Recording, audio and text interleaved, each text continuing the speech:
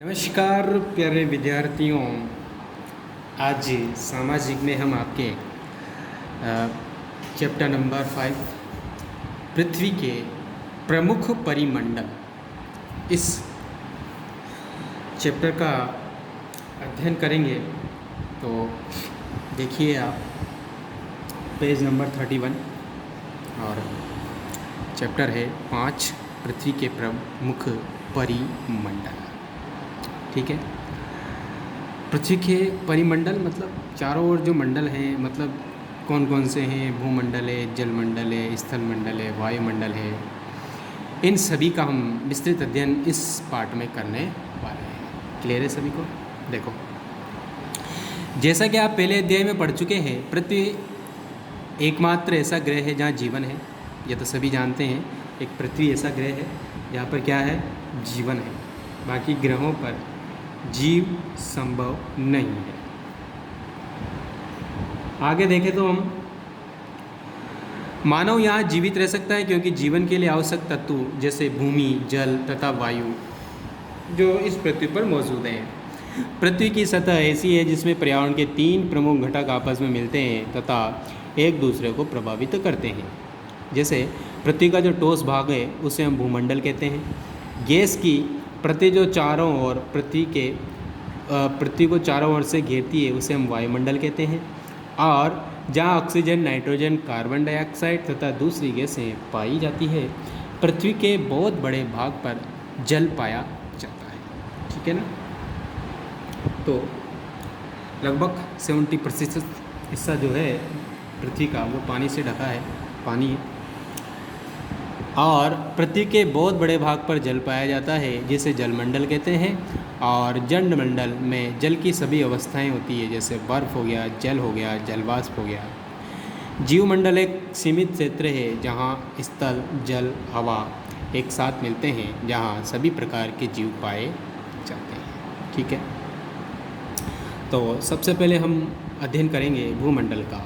भूमंडल जैसा कि आप समझते ही हो, पृथ्वी का जो ठोस भाग है इसको हम भूमंडल कहते हैं। पृथ्वी के ठोस भाग को भूमंडल कहा जाता है। अंडरलाइन दिस लाइन इज, ये भू प्रकृति की चट्टानों तथा मिट्टी की पतली परतों का बना होता है जिसके जीवों के लिए पोषक तत्व इसमें पाए जाते हैं। पृथ्वी की सतह को 2 मुख्य भागों में बांटा जा सकता है।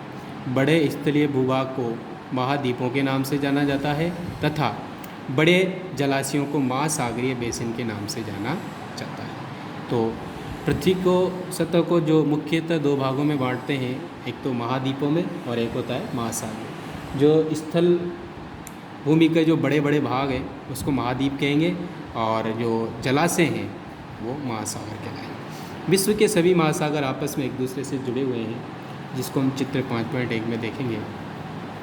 क्या सभी स्थलीय भूभाग एक दूसरे से आपस में जुड़े हैं? जैसे महासागर तो आपस में एक दूसरे से जुड़ रहे हैं, लेकिन क्या स्थलीय भाग यानी जो महाद्वीप हैं वो भी क्या आपस में एक दूसरे से जुड़ रहे हैं? तो इसका भी अध्ययन हम आगे करेंगे। समुद्री जल का तल सभी जगह समान होता है। स्थल की ऊंचाई को समुद्र तल से मापा जाता है जिसे शून्य कहा जाता है। ठीक है, तो स्थल की ऊंचाई को समुद्र तल से मापा जाता है और जिसे क्या कहते हैं प्यारे बच्चों, शून्य। क्लियर? नेक्स्ट पेज पे देखिए, ये वो चित्र है प्यारे बच्चों जिसको हम महाद्वीप, महासागरों में महासागरों का जल जो है वो एक दूसरे से कहीं ना कहीं जुड़ा हुआ है, वो देखते हैं। लेकिन महाद्वीप, अच्छा एक सिंपल सा याद रखना आप, विश्व में तो 7 तो महाद्वीप हैं और 5 महासागर हैं। ठीक है, वो देख लेते हैं। जैसे हिंद महासागर ये अपने भारत के नीचे, इधर प्रशांत महासागर है और इधर भी प्रशांत महासागर है। ये बीच में यहाँ अटलांटिक महासागर है, एस जैसा आकार इसका बनता है। ठीक है ना?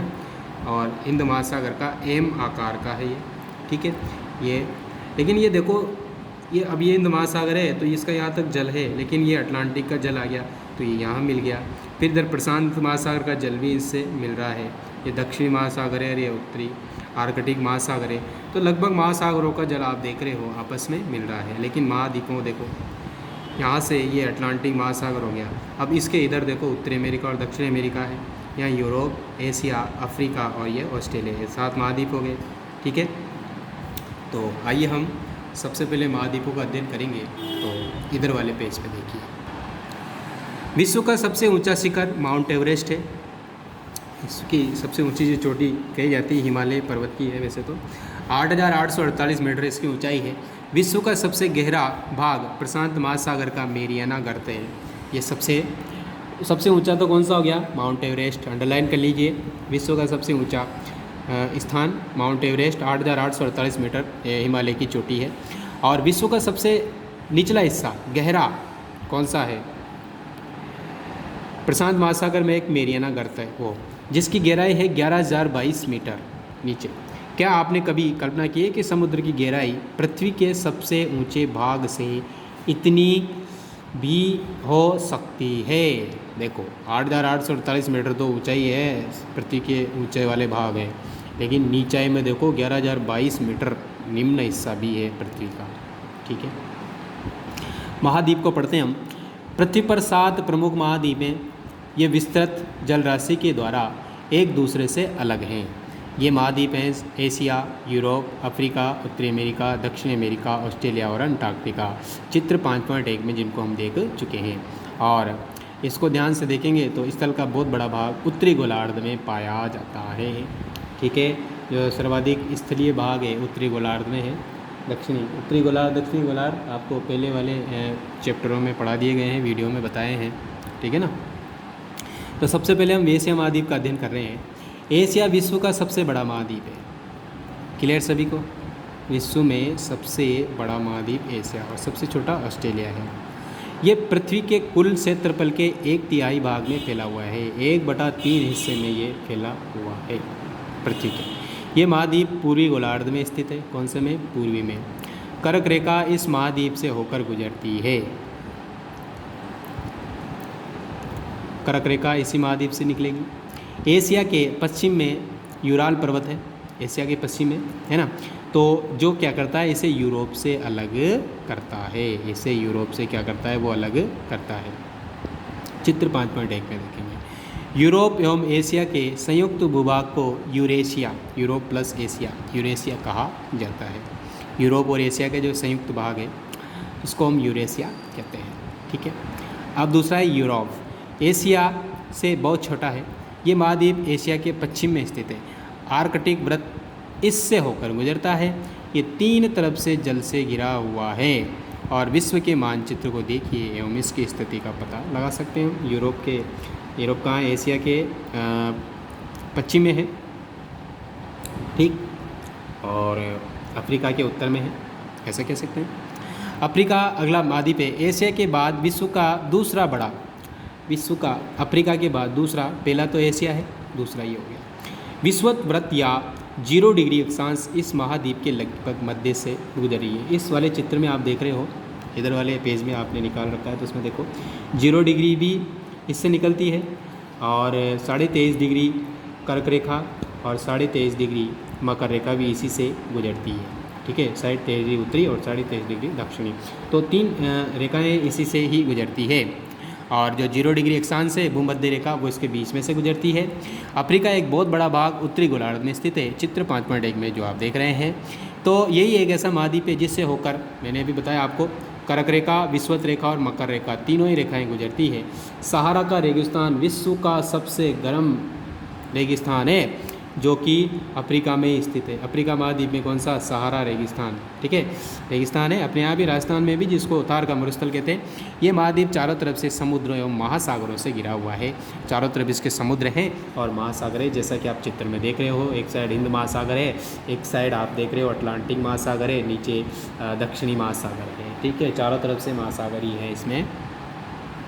आप देखेंगे कि विश्व की सबसे लंबी नदी नील नदी अफ्रीका से ही निकलती है।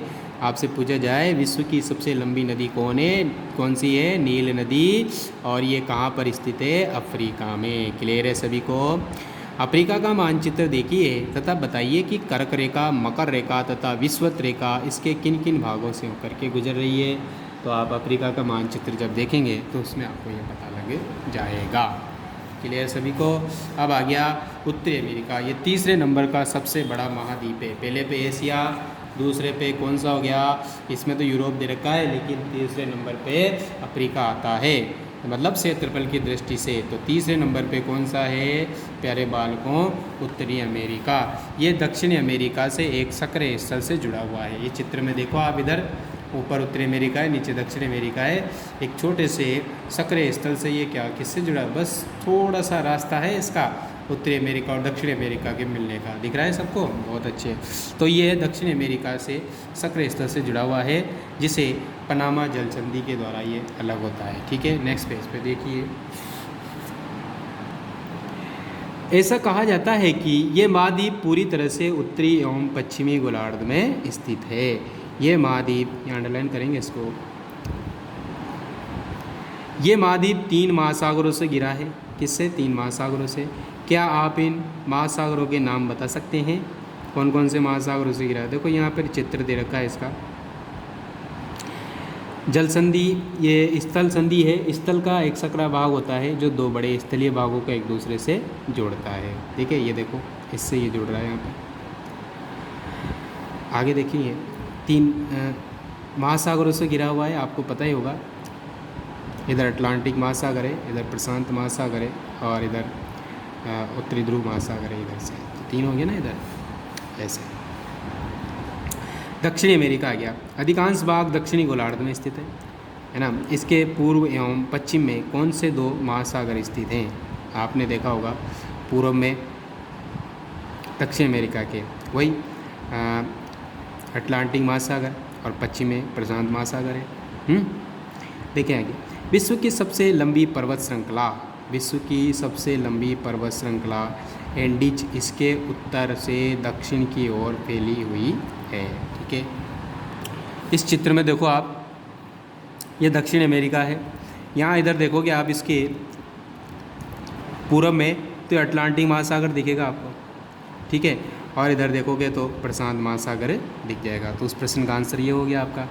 अब यहाँ देखो, इससे यहाँ से यहाँ तक जो ये है, ये एंडीज पर्वत श्रृंखला विश्व के सबसे लंबी पर्वत श्रृंखला है ये।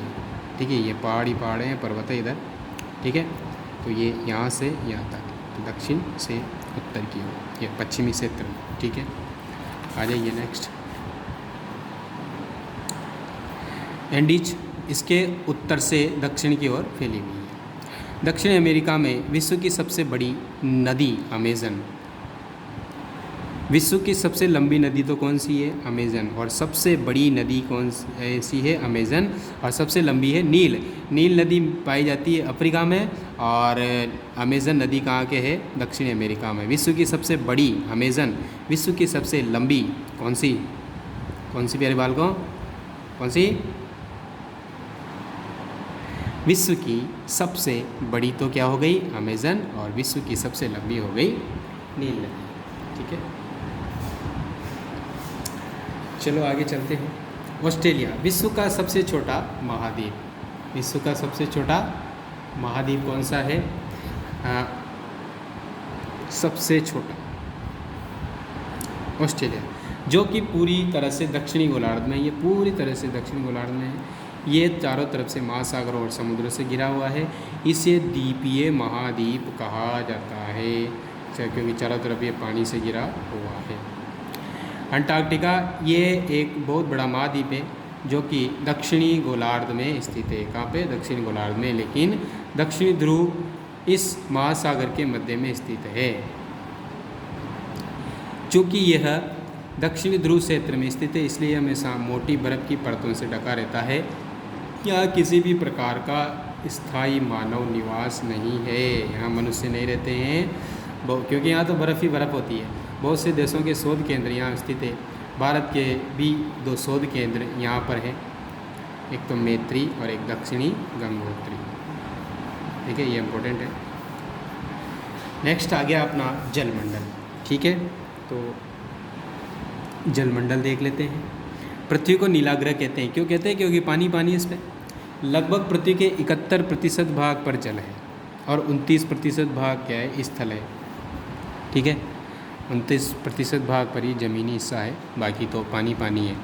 जलमंडल में जल के सभी रूप उपस्थित रहते हैं, जैसे महासागर हो गई, नदियाँ हो गई, झीलें हो गई, हिम नदियाँ हो गई, भूमिगत जल हो गया और वायुमंडल की जलवाष्प, सभी इसमें सम्मिलित किए जाते हैं। किसमें? जलमंडल में। पृथ्वी पर पाए जाने वाले जल का 97% यानी 97% से अधिक भाग महासागरों में पाया जाता है। तो महासागरों का जल कैसा होता है? खारा होता है और वो पीने योग्य नहीं होता। इसका मतलब यूँ समझ लो कि 97% जो पानी है ना वो तो बेकार है, जिसको हम पानी को पीने के और दूसरे काम में नहीं ले सकते, ठीक है, क्योंकि वो अधिकतर खारा होता है, तो मानव के उपयोग में नहीं आता। नेक्स्ट पेज पे देखिए, तो मानव के उपयोग में नहीं आता है महासागरों का जल। शेष जल का बहुत बड़ा भाग बर्फ़ की परतों एवं हिम नदियों तथा भूमिगत जल के रूप में पाया जाता है। बाकी जो जल बचा ना है ना 97 के बाद जो लगभग 2 से 3% जल जो है वो क्या है, वो या तो हिम नदियाँ, बर्फ़ की नदियाँ या बर्फ़ की परतें जमी हुई है, या भूमि के अंदर जो जल है उसके रूप में पाया जाता है। जल का बहुत कम भाग अलवण के रूप में, लगभग 1% जल है जो पीने योग्य है पूरा, याद रखना इस बात को। लगभग कितना? 1% जल ही ऐसा है जो किसके काम आता हो? पीने योग्य पानी हो, ठीक है, इस बात का भी ध्यान रखना। तो जल को हमेशा क्या करें, हम बचाएं और जितना आवश्यक हो उतना ही यूज़ करें, क्योंकि पीने योग्य पानी तो 1% ही है, ज़्यादा नहीं है। पानी तो बहुत सारा है लगभग पृथ्वी पर 71% जल है, लेकिन ज़्यादातर तो महासागरों में है, तो वो तो 97% तो खारा है, बिल्कुल काम ही नहीं ले सकते, मानव उपयोग के लिए नहीं है। अब आगे देखते हैं।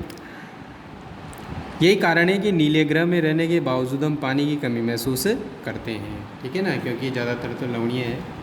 अब आगे महासागर जलमंडल के मुख्य भाग है, ये आपस में एक दूसरे से जुड़े रहते हैं। महासागरीय जल हमेशा गतिशील रहता है, तरंगे, ज्वार भाटा, महासागरीय धाराएँ। महासागरीय जल को 3 मुख्य गतियाँ हैं। आपसे पूछा जाए कि 3 गतियाँ बताइए महासागरीय जल की, तो तरंगे होगी, ज्वार भाटा हो गया और महासागरीय धाराएँ हो गई।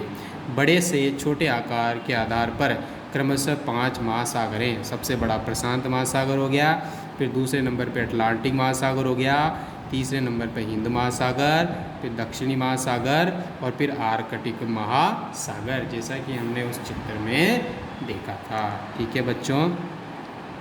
5 महासागर, सबसे बड़ा कौन सा? प्रशांत, सबसे छोटा आर्कटिक, फिर दूसरे नंबर पे अटलांटिक महासागर, तीसरे नंबर पे हिंद महासागर, चौथे नंबर पे दक्षिणी महासागर और 5वां आर्कटिक है। इस प्रकार से कुल 5 महासागर हैं और महाद्वीप कितने हैं? 7। आप इस चित्र में आसानी से देख सकते हैं। सबसे बड़ा तो कौन सा है? एशिया है, फिर उससे छोटा अफ्रीका है, उसके बाद देखो आप उत्तरी अमेरिका है, फिर दक्षिणी अमेरिका है, फिर क्या होगा? यूरोप होगा, फिर अंटार्कटिका होगा और फिर ऑस्ट्रेलिया होगा, ठीक है।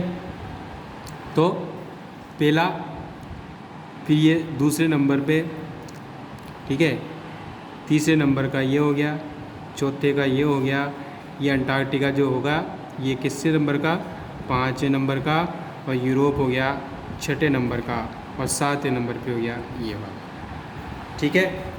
तो ये क्षेत्रफल की दृष्टि से छोटे से बड़े क्रम में, तो सबसे बड़ा तो ये और सबसे छोटा ये, ठीक है। ऐसे महासागर है, प्रशांत महासागर सबसे बड़ा, फिर उससे छोटा ये वाला है, फिर हिंद महासागर, दक्षिणी महासागर, 5वें नंबर पे अंटार्कटिक महासागर, ठीक है बच्चों। नेक्स्ट पेज पे देखिए। तो प्रशांत महासागर सबसे बड़ा महासागर है, अंडरलाइन कर लो, पहले भी मैंने बता ही दिया। ये पृथ्वी के 1/3 1/3 हिस्से पर महासागर फैला हुआ है। पृथ्वी का सबसे गहरा भाग मेरियाना गर्त इसी में ही है ना। और पृथ्वी का सबसे ऊंचा भाग कौन सा है? पहले बाल को कौन सा है?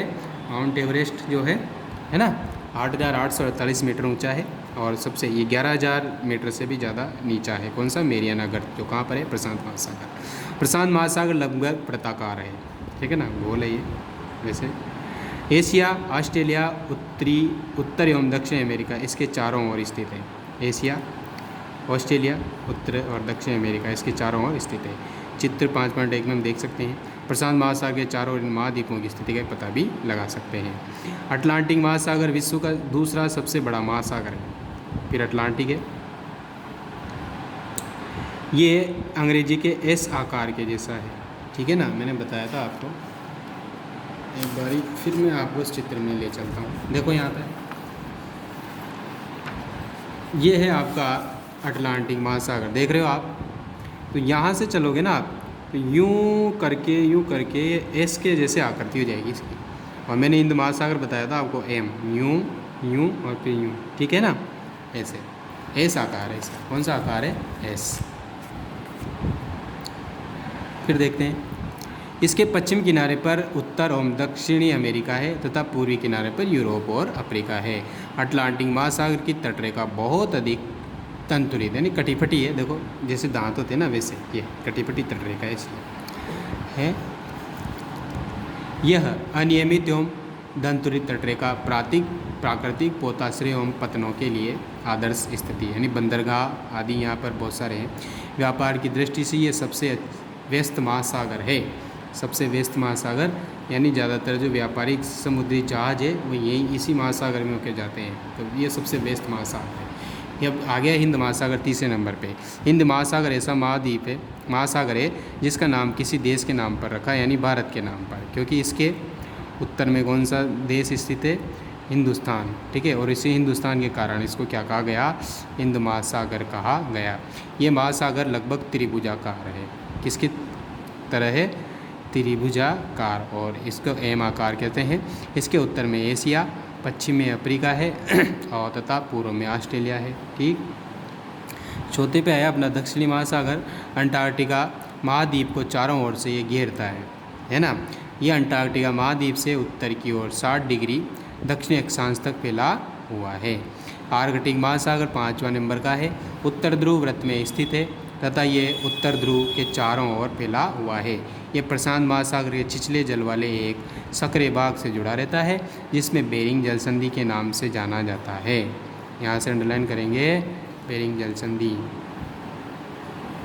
ये उत्तरी अमेरिका के उत्तरी तटों को यूरेशिया से घिरा है, ठीक है। अब अगला आ गया अपना वायुमंडल। हमारी पृथ्वी चारों ओर से गैस की एक परत से घिरी हुई है ना। अब हम वायुमंडल का अध्ययन कर रहे हैं, और वायुमंडल में आपने देखा होगा बहुत सारी गैसों का समूह इसमें रहती है। और इससे पहले हमने स्थलीय भाग पढ़ लिया, स्थलमंडल पढ़ लिया। स्थलमंडल में हमने 7 महाद्वीप पढ़े, उसके बाद हमने जलमंडल को पढ़ा, और जलमंडल में पूरे हमने 5 महासागरों को पढ़ा। अब हम वायुमंडल पढ़ रहे हैं। तो वायुमंडल को जो है 5 परतों में विभाजित किया गया है, मोटे मोटे तौर पे आप याद रखो। वो 5 परतें जो है ये देखो आप चित्र में देख रहे हो। सबसे निचली परत है सौरमंडल, फिर समताप मंडल, फिर मध्यम मंडल, फिर आयन मंडल हो गया, और फिर बहिर्मंडल हो गया, ठीक है। तो यहाँ देखो ये सौरमंडल है, तो इसमें मौसमी घटनाएं ज़्यादातर इसी में होती है, देखेंगे अब इसमें। तो हमारी पृथ्वी की चारों ओर गैस की मोटी एक परत से घिरी हुई है, जिसे हम क्या कहते हैं? वायुमंडल कहते हैं, ठीक है। वायु की ये पतली परत इस ग्रह का महत्वपूर्ण एवं अटूट भाग है। हमें ऐसी वायु प्रदान करती है, ये हमें ऐसी वायु प्रदान करती है जिससे हम लोग सांस लेते हैं, ऑक्सीजन। जैसे ये वायुमंडल हम लोगों को सूर्य की कुछ हानिकारक किरणों से भी बचाता है। वायुमंडल 1600 किलोमीटर की ऊंचाई तक फैला हुआ है। कितने तक? 1600 किलोमीटर तक। वायुमंडल को इसके घटकों, तापमान एवं अन्य आधार पर 5 परतों में बांटा गया है। जैसे मैंने पहले बता ही दिया, वो 5 परतें कौन कौन सी है? जो पृथ्वी की सतह से शुरू करते हैं, तो सबसे पहले आएगा सौरमंडल, फिर समताप मंडल, मध्यम मंडल, आयन मंडल और बहिर्मंडल, ठीक है। तो 5 परतों में बट रहा है अपना वायुमंडल। नेक्स्ट पेज पे देखिए बच्चों। तो वायुमंडल मुख्यतः ऑक्सीजन और नाइट्रोजन का बना हुआ है, जो कि साफ तथा शुष्क हवा का 99% है। आयतन के अनुसार नाइट्रोजन 78% है वायुमंडल में, ऑक्सीजन 21% है, और दूसरे अन्य जो गैसें हैं ना, जैसे कार्बन डाइऑक्साइड, ऑर्गन इत्यादि जो गैसें हैं वो सिर्फ 1% है। ऑक्सीजन सांस लेने के लिए आवश्यक है, जबकि नाइट्रोजन प्राणियों की वृद्धि के लिए आवश्यक है। कार्बन डाइऑक्साइड यद्यपि बहुत कम मात्रा में है, लेकिन ये पृथ्वी के द्वारा छोड़ी गई ऊष्मा को क्या करती है? अवशोषित करती है, जिससे पृथ्वी गर्म रहती है और पृथ्वी का तापमान बढ़ता है, और इसी को ही क्या कहते हैं? ग्लोबल वार्मिंग कहते हैं। ये पौधों की वृद्धि के लिए आवश्यक है। ऊंचाई के साथ साथ वायुमंडल के घनत्व में भिन्नता आती है। ये घनत्व समुद्री तल पर सबसे अधिक होता है, तथा जैसे जैसे हम ऊपर की ओर जाते हैं और ये तेज़ी के साथ क्या होता है? घनत्व, वायुमंडल का घनत्व जो है घटता जाता है। आप जानते हैं कि पहाड़ों पर पर्वतारोहियों को हवा के घनत्व में कमी होने के कारण सांस लेने में कठिनाई होती है। जैसे जैसे हम ऊपर जाएंगे स्थल से, है ना, वायुमंडल में, तो हवा की जो मात्रा है वो कम होती जाती है। ठीक, तभी तो जो हिमालय की चोटी पे कोई चढ़े या कोई ऊंचे पे चढ़ता है तो ऑक्सीजन सिलेंडर साथ में लेके जाते हैं, क्योंकि वहाँ ऑक्सीजन की मात्रा कम हो जाती है, जो वायु घनत्व होता है वो कम हो जाता है। तो ऊंचाई पर सांस लेने के लिए उन्हें अपने साथ ऑक्सीजन सिलेंडर लेके जाना पड़ता है। ठीक है, ठीक है ना बच्चों। तो ये देखो पर्वतारोही एक चढ़ रहा है, इस पर्वत पे चढ़ रहा है आगे आगे धीरे धीरे। तो जैसे जैसे हम, अब ये चित्र देखो आप, पूरा तीनों का ही दे दिया उसने। जलमंडल, ये जल के बहुत सारे इसमें इससे आ जाएंगे, महासागर वगैरह, समुद्र वगैरह, है ना। ये वायुमंडल है और लगभग 1600 किलोमीटर की ऊंचाई तक फैला हुआ है। और ये स्थल मंडल है अपना, देख रहे हो आप एक ही चित्र में तीनों को। नेक्स्ट पेज देखिए। तो जैसे जैसे हम ऊपर की ओर जाते तापमान भी घटता जाता है, तापमान भी कम हो जाता है। वायुमंडल पृथ्वी पर दबाव डालता है। यह एक स्थान से दूसरे स्थान पर अलग अलग होता है। कुछ क्षेत्रों में हमें अधिक दाब महसूस होता है, जबकि कुछ क्षेत्रों में कम। वायु उच्च दाब से निम्न दाब की ओर बहता है। उच्च से किसकी ओर बहता है? निम्न की ओर। गतिशील वायु को पवन कहा जाता है। जीवमंडल, जीवमंडल स्थल, जल तथा हवा के बीच का एक सीमित भाग है। ये वो भाग है जहाँ जीवन मौजूद है। यहाँ जीवों की बहुत सी प्रजातियाँ हैं। जीवों के सूक्ष्म जीवों तथा बैक्टीरिया से लेकर बड़े स्तनधारियों के आकार में पाई जाती है। सूक्ष्म जो जीव है ना, उन जीवों की प्रजातियाँ सूक्ष्म जीवों से लेकर बैक्टीरिया से लेकर बड़े स्तनधारियों तक पाए जाते हैं। मनुष्य सहित सभी प्राणी जीवित रहने के लिए एक दूसरे से तथा जीवमंडल से जुड़े रहते हैं। जीवमंडल के प्राणियों को मुख्यतः दो भागों में जंतु जगत एवं पादक जगत में विभक्त किया जाता है। पृथ्वी के ये तीनों परिमंडल आपस में पारस्परिक क्रिया करते हैं तथा एक दूसरे को किसी न किसी रूप में प्रभावित करते ही हैं। पृथ्वी पर जितने भी जीव जंतु हैं ना, तो वो एक दूसरे के ऊपर निर्भर रहते हैं और इसको दो भागों में बांटते हैं, तो जंतु जगत और पादप जगत। और ये तीनों ही क्या परिमंडल आपस में क्या करते हैं? एक दूसरे पर निर्भर रहते हैं। जैसे हम एक उदाहरण से यहाँ समझ रहे हैं, लकड़ी तथा खेती के लिए वनों को काटा जाए तो इससे ढलुआ भाग पर मिट्टी का कटाव तेजी से होने लगता है। इसी प्रकार प्राकृतिक आपदाएं जैसे भूकंप से पृथ्वी की सतह में परिवर्तन हो जाता है। हाल ही में सुनामी के कारण अंडमान और निकोबार द्वीप समूह का कुछ भाग पानी में डूब गया। सुनामी ये समुद्रों में जो लहरें उठती है, बड़ी बड़ी तूफान ही होता है समुद्र का उसको, तो उसमें जो अंडमान निकोबार द्वीप समूह है उनके कुछ भाग है जो पानी में डूब गए। झीलों तथा नदियों में दूषित पदार्थों के प्रभावित होने से उनका जल मानव के इस्तेमाल के लायक नहीं रह जाता है, तो ये जल दूसरे जीवों को भी नुकसान पहुंचाता है। उद्योगों, तापीय विद्युत संयंत्रों तथा गाड़ियों का उत्सर्जी पदार्थ वायु को प्रदूषित करता है। और कार्बन डाइऑक्साइड वायु का एक महत्वपूर्ण घटक है, लेकिन कार्बन डाइऑक्साइड की मात्रा में वृद्धि होने के कारण पृथ्वी का तापमान क्या हो जाता है? बढ़ जाता है, और इसे भूमंडलीय तापन कहा जाता है। इसको अंडरलाइन करो।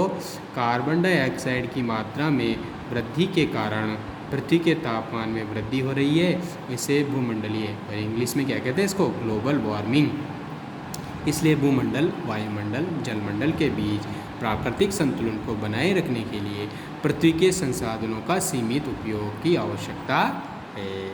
ठीक है प्यारे बच्चों, तो आपका ये अध्याय जो है 5वें नंबर का, वो हमारे जो परिमंडल है पृथ्वी के, वो समाप्त हो गया है। तो इसके जो प्रश्न उत्तर हैं आपको ग्रुप में भेज दिए जाएंगे। और ठीक है, तो क्वेश्चन एक बार थोड़े से देख लेंगे, कुछ हैं तो, नहीं तो बाकी आपको ग्रुप में भेजे ही जाएंगे। ठीक है ना, इसमें अच्छे अच्छे क्वेश्चन हैं तो आप देखेंगे ना, और फिर मैं आपको इसको पूरा आपके मिल जाएंगे। पृथ्वी के चारों ओर परिमंडल कौन से हैं? 3 ही परिमंडल है, आपको पता ही है, स्थलमंडल, जलमंडल और वायुमंडल। देखो करेक्ट द टिक आंसर वाले हैं। कौन सी पर्वत श्रृंखला एशिया को अलग करती है? तो यूराल पर्वत ही आएगा। और उत्तरी अमेरिका, दक्षिण अमेरिका से कैसे जुड़ा हुआ है? स्थल संधि से जुड़ा हुआ है। वायुमंडल में किस गैस का प्रतिशत सर्वाधिक है? तो कौन सा है? नाइट्रोजन है। फिर पृथ्वी का कौन सा भाग ठोस चट्टानों का बना रहता है? तो उसको क्या कहते हैं हम? स्थलमंडल। और सबसे बड़ा महाद्वीप कौन सा है? तो एशिया महाद्वीप। ठीक है, तो वैसे ही इसको भी पढ़ सकते हैं। पृथ्वी का सबसे गहरा भाग कौन सा है? मेरियाना गर्त हो जाएगा। कौन सा? मेरियाना गर्त। इसको कौन सा कहेंगे? मेरियाना गर्त। ठीक है, 11,000 मीटर से भी गहरा है। तो कौन से महासागर का नाम किसी देश पर रखा गया है? तो वो है हिंद महासागर। ठीक है, स्थल जल हवा का एक सीमित भाग है जो जीवन के लिए सहायक है।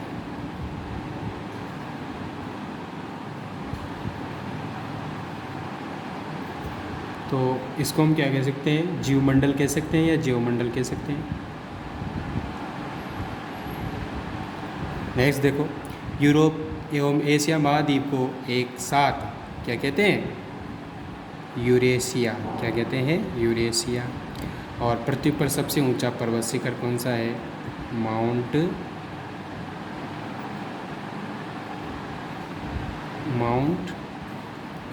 एवरेस्ट।